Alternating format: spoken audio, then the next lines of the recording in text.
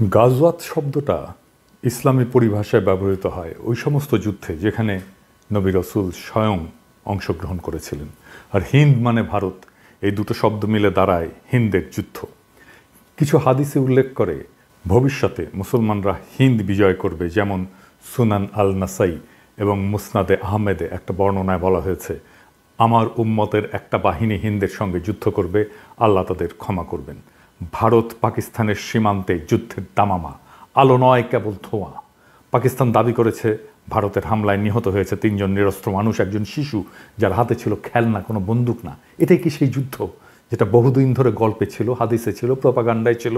গাজওয়াতুল হিন্দ, যার কথা একদা বলা হতো একদিন হবে, সেই যুদ্ধ কি আজকে শুরু হলো? নাকি আমরা অনেক আগেই চুপচাপ নিজের ভেতরে সেই যুদ্ধ শুরু করে ফেলেছি? গভীর রাতে ভারত পাকিস্তানে 3টা লোকেশনে 9টা টার্গেটে মিসাইল আক্রমণ করেছে। আমরা অনুমান করতে পারি এই আক্রমণ একটা ফুল স্কেল যুদ্ধে পর্যবসিত হতে পারে। পাকিস্তান আর্মি 2টা ভারতীয় জেট ভূপাতিত করেছে।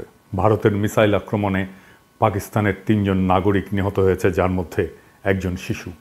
এই প্রসঙ্গে বহুল আলোচিত গাজওয়াতুল হিন্দ নিয়ে আমরা আজকে কথা বলবো।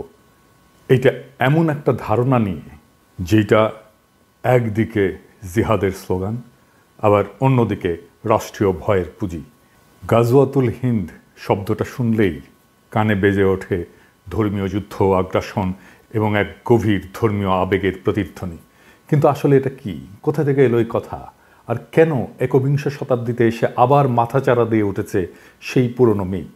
আর কেনই বা বলছি এই গাজওয়াতুল হিন্দ সম্ভবত শুরু হয়েছে আর ভারত পরাজয়ের পথে অগ্রসর হচ্ছে? আসুন ইতিহাস, ধর্মতত্ত্ব এবং রাজনীতির সীমানা পেরিয়ে খুঁজে বের করার চেষ্টা করি এই ধারণার উৎস, ব্যবহার এবং পরিণতি সম্পর্কে। গাজওয়াত শব্দটা ইসলামী পরিভাষায় ব্যবহৃত হয় ওই সমস্ত যুদ্ধে যেখানে নবী রাসূল স্বয়ং অংশগ্রহণ করেছিলেন। আর হিন্দ মানে ভারত, এই দুটো শব্দ মিলে দাঁড়ায় হিন্দের যুদ্ধ।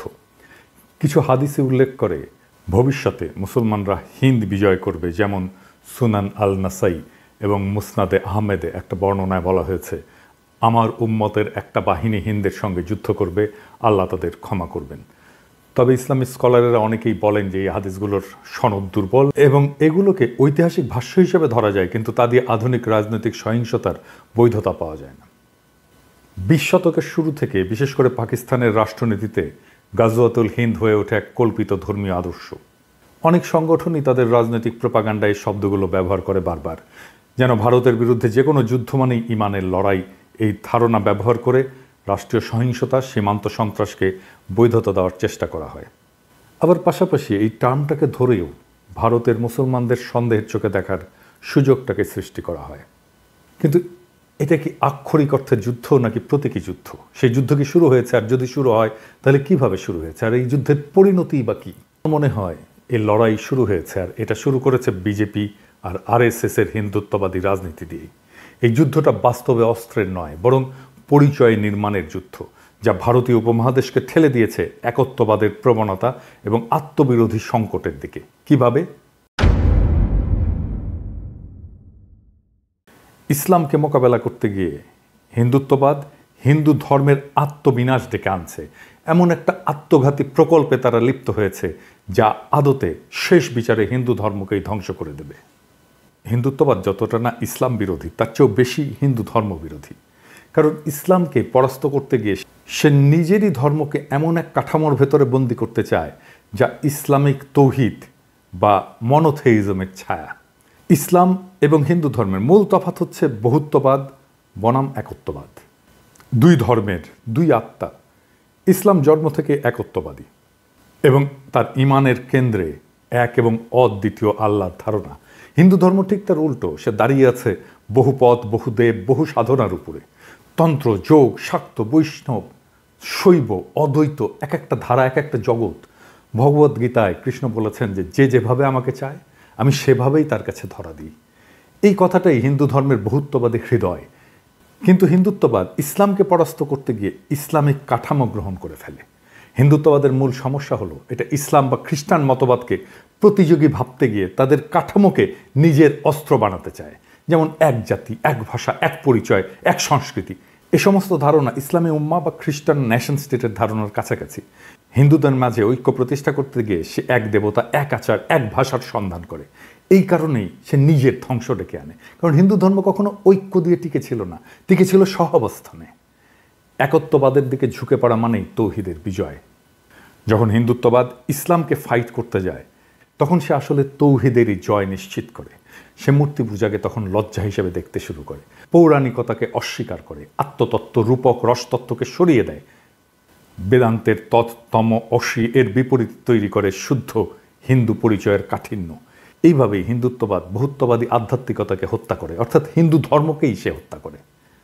এভাবেই মোদি আত্মহননের পথে হিন্দুত্ববাদ দিয়ে হিন্দু ধর্মকে নিয়ে যাচ্ছে।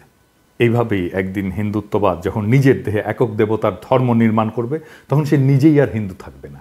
সে হয়ে উঠবে একটা হিন্দু নামধারী ইসলামী রাষ্ট্রীয় কাঠামোর ছায়া, যার মধ্যে থাকবে না সাধনার পথ, থাকবে না দেবদেবী উপাসনা, থাকবে না অবতার তত্ত্ব, থাকবে না উল্টো যুক্তি।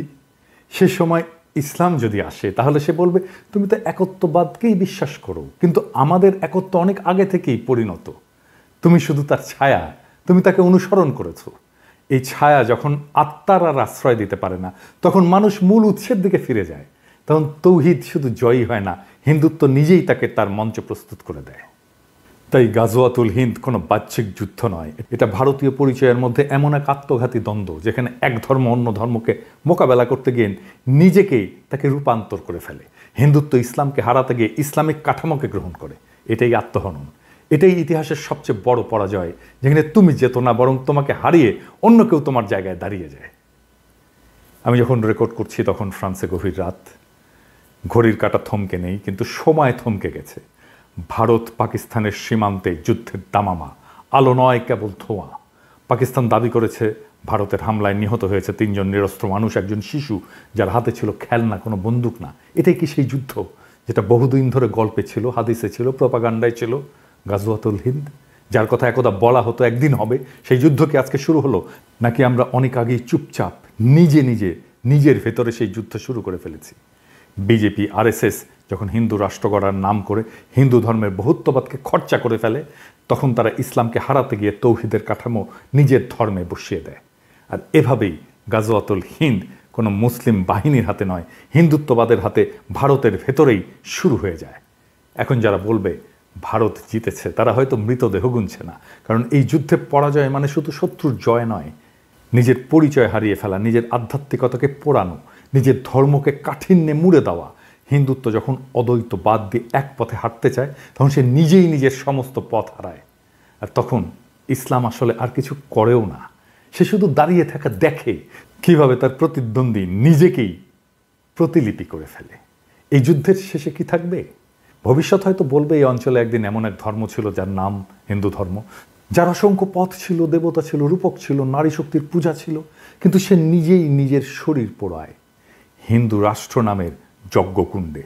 এই হলো গাজওয়াতুল হিন্দ, যেখানে শত্রু বাইরের কেউ নয়, শত্রু হয়ে ওঠে নিজের ভেতরের ভয়, প্রতিক্রিয়া আর পরিচয়হীনতা। এই হলো সেই সাংস্কৃতিক সুইসাইড, যার শেষে আর ধর্ম থাকে না, থাকে শুধু রাষ্ট্র। আর সেই রাষ্ট্রে মানুষও থাকবে না, থাকবে শুধু বিজয় লিখে রাখা এক শূন্যতা, এক ঐতিহাসিক পরাজয়, যার শুরুটা ভারতের হিন্দুত্ববাদীদের হাতে, যারা হিন্দু ধর্মকে বিজয়ী করতে গিয়ে আখেরে তার নিজের ধর্মকেই পরাজিত করে ফেলে।